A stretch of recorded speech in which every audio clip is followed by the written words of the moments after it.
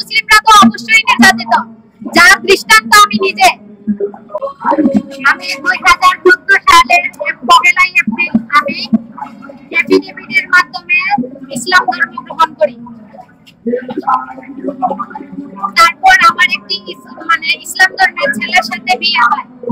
আমি আমার শ্বশুর বাড়ি থেকে অনেক নির্যাতিত হই। আমি ঢাকা আসি। ঢাকা এসে নিউ মুসলিম হিসেবে আমি যাদের কাছে যাই, ঠিক আছে, নিউ মুসলিম হিসেবে কোনো সহযোগিতা পাইনি, বরঞ্চ বৈষম্যের শিকার হয়েছি। মানুষ সুযোগের সদ্ব্যবহার করতে চেয়েছে। আমি আজকে নিউ মুসলিম ডেভেলপমেন্ট অ্যাসোসিয়েশনের পক্ষ থেকে আসিয়া হত্যার বিচারের জন্য প্রেস ক্লাবের সামনে এসেছি। আসিয়া যেমনি আমার সন্তান, আপনাদেরও সন্তান। আমি চাই আর যেন কোনো আসিয়া জীবন না ঝরে যায়। আমার